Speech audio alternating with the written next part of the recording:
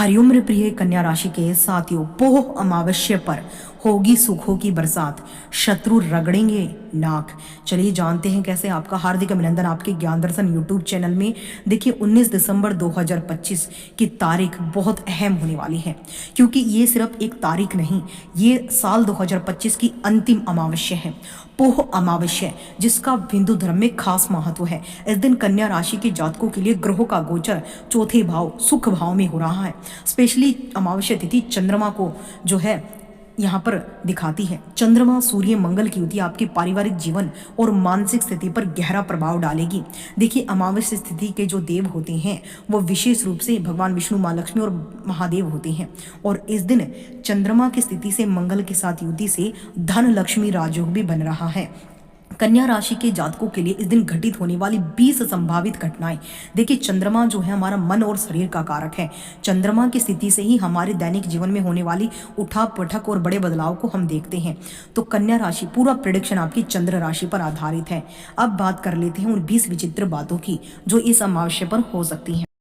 घर और परिवार। देखिए संपत्ति की चर्चा, यानी भूमि, भवन, पुरानी मकान की मरम्मत को लेकर परिवार में गंभीर चर्चा होगी।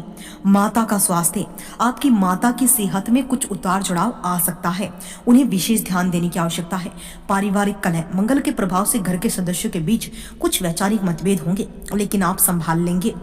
कुछ सुख, अपने घर की सुख सुविधाओं पर आप ज्यादा धन खर्च करते हुए इस दिन नजर आ रहे हैं।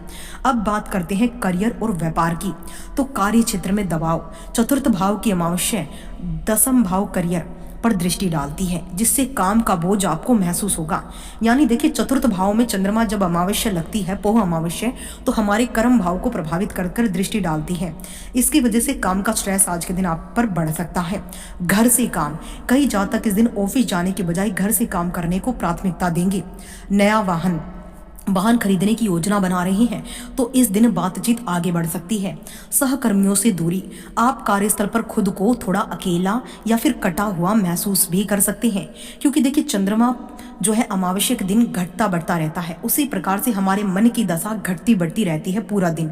दिन के कौन से पहर में चंद्रमा बढ़िया होगा ये तो चंद्रमा की स्थिति पर निर्भर करता है। व्यापार में ठहराव, व्यापार में कोई बड़ा निवेश करने के बजाय आप पुरानी योजनाओं को समीक्षा करेंगे। मानसिक आंतरिक स्थिति, पुरानी यादें आएंगी मन में, असुरक्षा की भावना कहीं ना कहीं मन में आ सकती है। कुछ कंफ्यूजन भी आपकी लाइफ में हो सकती है किसी बात को लेकर। अब बात कर लेते हैं धन और निवेश की।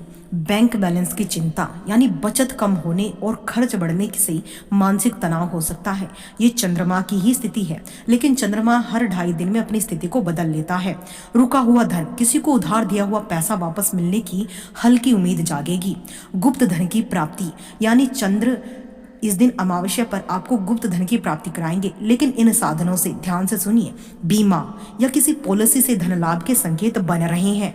अब स्वास्थ्य और अन्य बातों पर बात डालें तो छाती, फेफड़ों में जकड़न, सर्दी, खांसी, छाती में भारीपन की शिकायत हो सकती है। स्थान परिवर्तन, घर की शिफ्टिंग, कमरे के बदलाव का विचार मन में आएगा। आध्यात्मिक झुकाव, शांति के लिए आप घर में ही कोई छोटी सी पूजा पाठ का आयोजन कर सकते हैं जो आपको ईश्वर से डायरेक्ट जोड़ेगा। जब ईश्वर से आपका मन जुड़ेगा तो मन को ईश्वर थाम लेंगे और आपका मन स्थिर हो जाएगा। कन्या राशि के लिए अमावस्या पर कुछ विशेष उपाय जिसको करने से अमावस्या तिथि का पुण्य आपको मिलेगा। पितृ शांति मिलेगी, मन को शांति मिलेगी, माँ लक्ष्मी, भगवान विष्णु की ब्लेसिंग मिलेगी। इस दिन तुलसी पूजन, शाम के समय तुलसी के पास घी का दीपक जलाएं। दान, किसी जरूरतमंद को चावल, दूध, सफेद वस्त्र का दान करें।